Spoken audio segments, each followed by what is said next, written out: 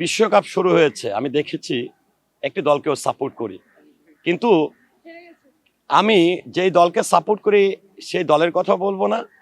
কারণ হচ্ছে এই জন্য বলবো না, কারণ আমি প্রতি বছর মানে প্রতি খেলাতেই কিন্তু যে দলকে সমর্থন করি তার জার্সি পরে কিছু ছবি সামাজিক যোগাযোগ মাধ্যমে দেই।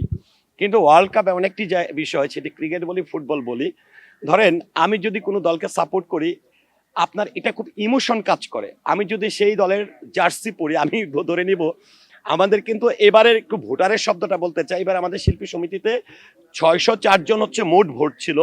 মোট ভোটের মধ্যে 573 জন ভোটার অধিকার পেয়েছে, অর্থাৎ চাঁদা দিয়েছেন, এবং নতুন যে আপডেট ভোটার লিস্ট সেখানে উঠেছে 573 জন। তো এখানে দেখা গেল যে 100 জন আমি যে দলকে সাপোর্ট করি তার এগেনস্টে, তখন দেখা গেল এই 100 জনের মধ্যে আমি 5টা ভোট কেন হারাবো। সো যেটা আমি যেই দল করি ওয়ার্ল্ড কাপে সেটি প্রকাশ করব নির্বাচনের পরে, এর আগে করতে নারাজ। একটা ভোটের অনেক দাম, কারণ এই জন্য যে আমি অভিনয় শিল্পীর সঙ্গে যখন নির্বাচন করি, আমার নির্বাচনটা খুব চ্যালেঞ্জিং ছিল। অভিনয় শিল্পীর সঙ্গে মুকুল সিরাজ খুব জনপ্রিয় অভিনেতা ছোট পর্দার।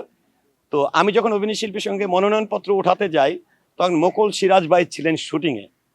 তো আমি কি করলাম, মুকুল সিরাজ ভাইকে বললাম, ভাই চলেন নির্বাচন করি। না না না, আমি নির্বাচন করবো না, সময় দিতে পারবো না। না না, তো আমি এক প্রকার জোরপূর্বক ভাবেই ওনার মনোনয়নপত্রটি তুলেছি। কিন্তু মজার বিষয় হচ্ছে নির্বাচনে মুকুল সিরাজ এবং আমি দুইজনের সমপরিমাণ ভোট পেয়েছি। সো একটি ভোটের অনেক মূল্য।